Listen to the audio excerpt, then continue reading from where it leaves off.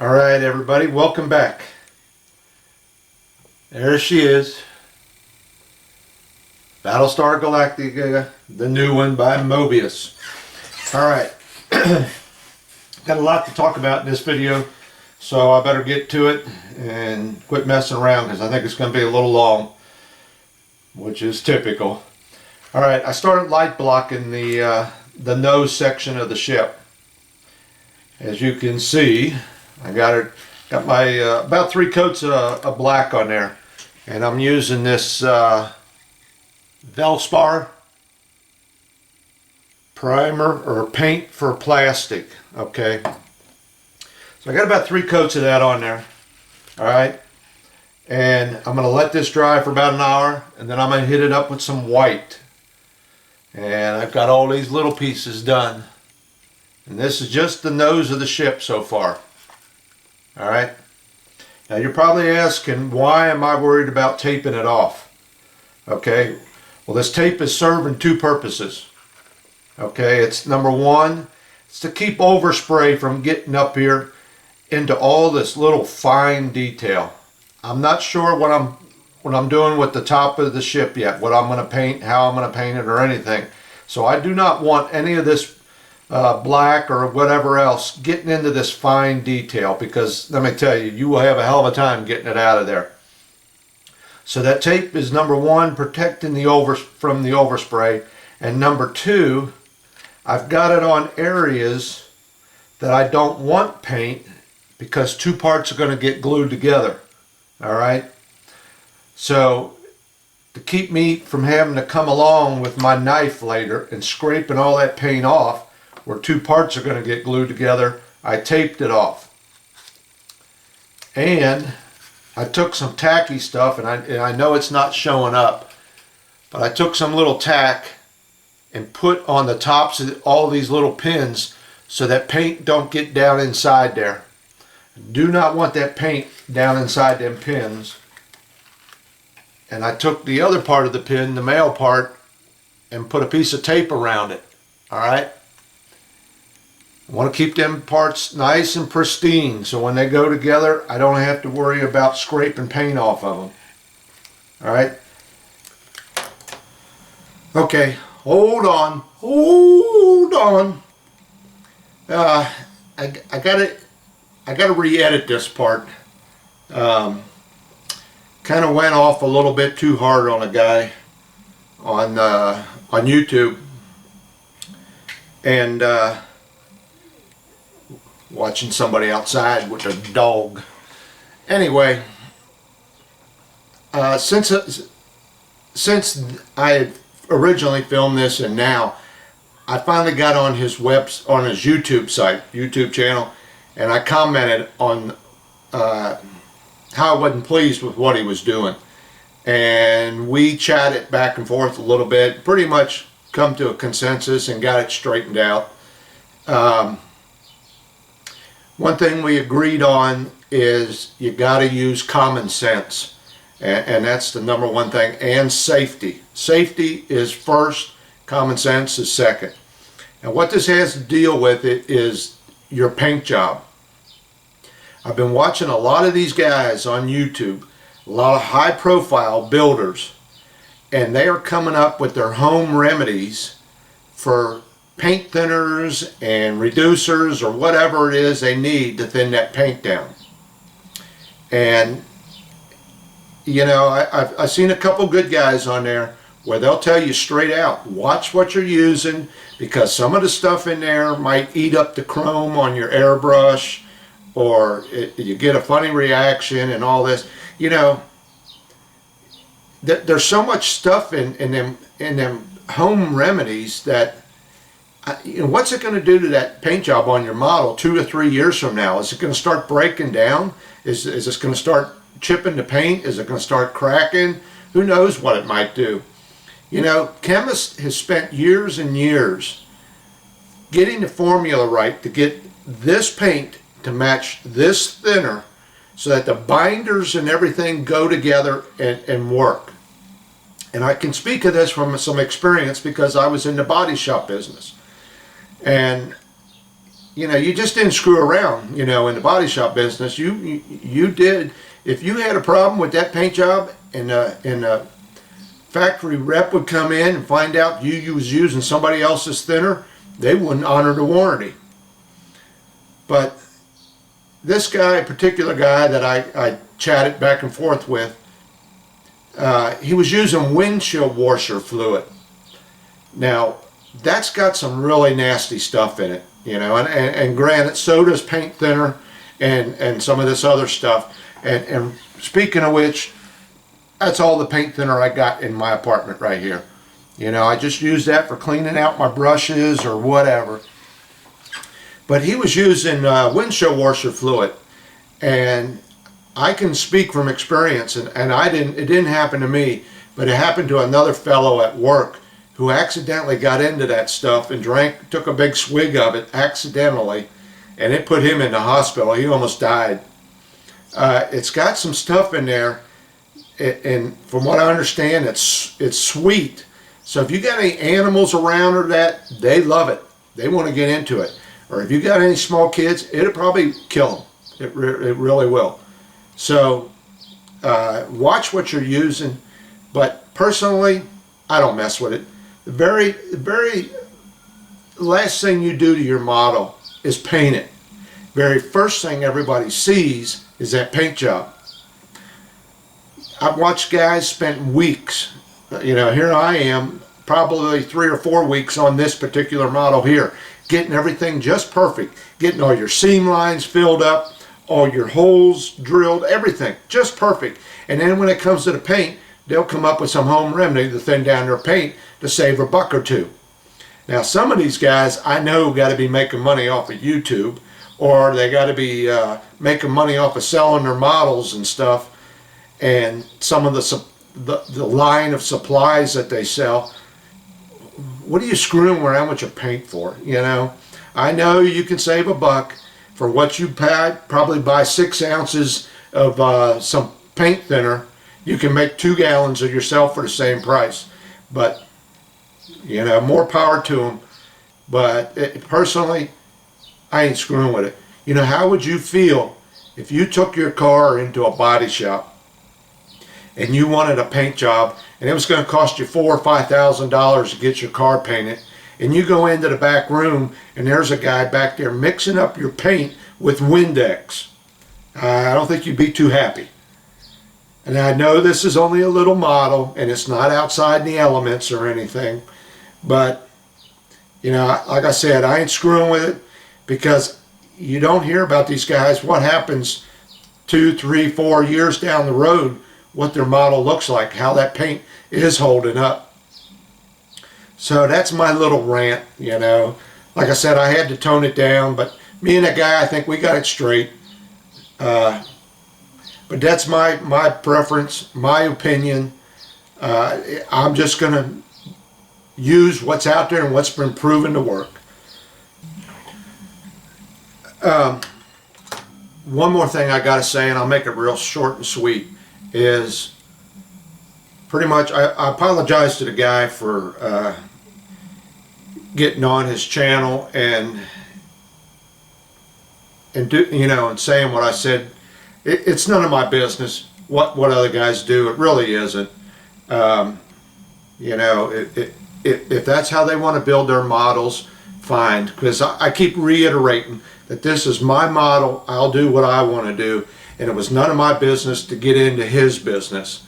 So I apologize to the guy, but I just got. I was concerned. You know, I was concerned about how dangerous that stuff was in being in the house, and like I said, you get old like I am, and you start losing it.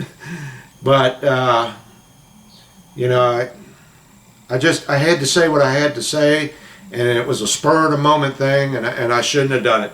I got to learn to stay out of other people's business. You know, that's got me in more problems over the years than a little bit. But I do apologize to the guy, and so with that being said, and everything, if you're going to make home brews, do it with beer. Yeah. Yeah. Okay. Now on with the show. All right, with that being said, one other thing too is once I get this all light blocked and I get my white color on here, I'm going to have to go back through all my windows where I drilled them holes and make sure they're still open, because I guarantee you they probably filled up with paint. So I'm going to have to do that. All right, now let's get to this next part. The center section. All right, I had a little problem with this. Let me get the directions here. On the directions, it's 2A and 2BC. Now, what they got you doing is, let me move this box out of the way here. What they got you doing is taking this part here, part number 6 and 7, there's one on each side, and cementing them parts on to the side of this top section. This is the hull section, the center section. They got you cementing these two parts on, this one and this one. And then you come along and put in all these little sections here. There's 6 of them. I believe that's numbers 59 to 64. All right. I had a problem with that. There's so much detail on the sides of this ship right here that when you go to put them parts in, a couple of them have to get in behind that detail. Now they got these pins. See these pins here? There's 2 of them inside of here. And you have to get that part down into that pin, that female section of that pin. And there's a big piece right here that's kind of in the way. It's some of the detail. And I had one hell of a time. I thought I was going to break the plastic trying to get that in there. My suggestion, if I did this again, is I would set these 6 pieces in here first. Not glue them, but get them in there. And then slide this up from behind, underneath of it, because that's the way it comes on. I think you have an easier time of getting that together that way. Okay. Now another problem I had is the 2 center struts, or whatever you want to call them. They didn't line up very good. I don't know if it's going to show up, but I've got a nice little seam line there that needs to be filled in, and it's exactly the same on the other side. So it wasn't something I did, it's just the parts didn't fit up 100%. And you're saying, well, why should I worry about that? It's underneath, okay? Nobody's going to be seeing that. Well, I know it's there. I don't like it. So I'll be filling that in, and it won't take a lot. I'll be filling that in with some putty. And you're going to have to be careful when you're using this putty, because you don't have a lot of room to sand without hitting one of these little pieces of detail they got on there. So be very careful about trying to get that putty in there. Now these parts, this side piece and this top piece, when they come together, they don't line up like that or like that. They got beveled edges on them, okay? Beveled edge there and a beveled edge on this piece. So when they go together, if you got a good tight fit, you hardly have any seam line at all. It's almost invisible the way they did this. They beveled them edges. And I noticed that on some of these other parts that are coming up. They got a lot of beveled edges in here. These little pieces here. Okay? They, let me get the right one. These little pieces here that go inside here. Alright? There's a beveled edge right there. Alright? So what I did is when I put these on, I made sure I had a nice tight fit on that beveled edge, and I'll worry about the bottom of it later. Now I'm holding off on, I believe it's these 2 right here. I'm holding off on putting these 2 on, okay? Because if I light this shuttle bays down here, I'm going to have to drill me a hole up through here and feed that wire through. So I'm going to hold off on these last 2 until the last minute. Now they also want you to go ahead and put the bottom of this on. Okay, right here. They want you to go ahead and put this part on. Well, I'm going to hold off on this. Okay, and there's another piece goes on here with a part of the strut. I'm going to hold off on this, and I don't think it'll hurt anything. And because all my wiring is going to be coming together in here, and I want to get this ship together and do that wiring, and then I can go ahead and put this part on and button up my ship. Also, there's two sections here. There's this front section here that glues on, and this section here that glues on. Now I told you about this brass tube I got. All right, going in there like that. Well, this piece here is another piece that I had to notch it out right there so I can get that tube in there. So I had to cut open another piece. I haven't cut open the back yet. I haven't got that far yet to where I see where that's got to go. But I'll be cutting this open for a brass tube to come in from the back also. Alright, but watch out for that. I even marked it on my things. I'm putting that together, that what is it, 2A, 2B, and C. Try dry fitting that first, the whole thing, seeing how it goes. You'll see what I'm talking about. Like I said, I was afraid I was going to break them two, trying to get them in behind that detail. Even these little side pieces here that went on had to go in behind a piece of detail on the side here into a peg. So I had to push and do what I could to try and get them together. Alright, so I think that's about it. Trying to think, I know I had something else to say, but I can't think of it right now. If I think of it, I'll add it to the end of this video. But I'm moving right along. It's going together real good. It really is. I'm really happy with the fit. That's a nice solid piece. I think this is going to work out pretty good. But I'm going to take these outside here in a few minutes and hit them up with some white. Okay, I'm back in here. I've got my parts light block finally. I sprayed it with white. Now the white is, naturally it's there to help bounce this light around. Okay, and here I'll show you what I was talking about with this putty.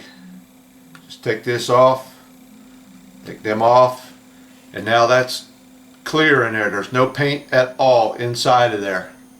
So I don't have to worry about trying to scrape that out, because these parts went together real tight. And if, like I said, you got any paint in there, and you're going to have one hell of a time sitting there trying to get them together without scraping that off. Here's the corresponding part. So now this is nice and clean. No paint on there at all. Alright. And I'll show you what I was talking about here. A piece of tape on my finger. Pull some of this off. I see that kept 99% of that paint off of that seam there, because that's where these little side pieces here, right over here, that's where these little side pieces get glued up. Alright, so you can see I got everything light blocked pretty good. I believe I got about 3 coats of black and probably, I think, 3 coats of white. So there's going to be glue on here, which now it's clean, just a piece of plastic. And I'm not sure if that's the right one, but it goes on one of these sides. Okay, so that's why I used that tape, because without using that tape, you get one of these, this is what you get. Let me pull this off. I got little speckles of paint on here. And I'm going to have to clean this one up pretty good. I'm going to have to clean these little pegs off here and these edges here where they're going to get glued together. So I am going to have to work on these parts a little bit. Alright, but while I was waiting on paint to dry, I took the dog for a walk, took a little hike over to the mailbox, and I got my photo etch from Paragraphics. Alright, there she is. See if I can get it to show up for you.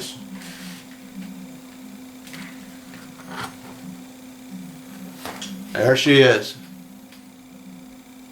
Now that's some thin stuff. You know, I've noticed some of this photo etch is a little bit thicker than others, and I don't know what it would be, a nanometer or what. This is on the thin edge. Alright.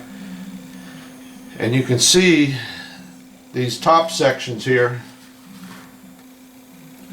this section here and here, get all folded up and go into them shuttle bays, and they've kind of got some perspective there. When you look in, it looks like you're looking way back in there. It's pretty neat the way they did it. Okay, so I'm happy with that. Pretty much, where's it at? Pretty much I got all my parts. Okay, there's my photo etch. Here's some of my lights. Some LEDs. And bought a roll of this. Okay. And that's some little lights there. Okay, so I'm pretty much set now. I got my lights, my photo etch. Just a matter now of starting to assemble some of this stuff. Now I won't be able to put none of this in for at least a day, because I gotta let that paint dry up. Okay, so that gets us caught up to date. Next thing I'll do is probably, I got a little bit more work to do on this. I want to get these seam lines filled in, and then I'll light block this. And while I'm waiting on that putty to dry, I'll start working on that rear section. Okay. One thing I did notice, and I forgot to tell you earlier, is when this rear section here goes on with this section, okay, this is a nice tight fit here. Okay, when that goes together, look at that, there's no wobble in that at all. But I'm not going to take no chance. I'm still running that rod through here and epoxying this down in here. But when these two go together, and I got them up there nice and tight, let me see if I can hold this. You're going to have a seam line right through here. Okay? Now, a lot of these seam lines, you're not going to notice them. You're not going to notice that that's not supposed to be there because of all this detail on here. But it is quite a good seam line. And I'm going to have to try and find a way to seal that up. The problem you got is if you start putting putty down in there, you got no way to get down into some of these spots to sand. So I'm going to have to be real careful with trying to get something in there to kind of get that seam line to hide. I mean, it's hardly noticeable, like I said, because of all the detail on here. And I don't know if it's showing up, but it is there. And I'm going to try and seal that up a little bit better. I did try sanding on this here, up around this edge, to try and draw it in a little bit better and sand it, some of this. But even after sanding on it, I still got a seam line. So I'm going to have to work on that. Okay, that should be it for today for sure. Thanks for watching.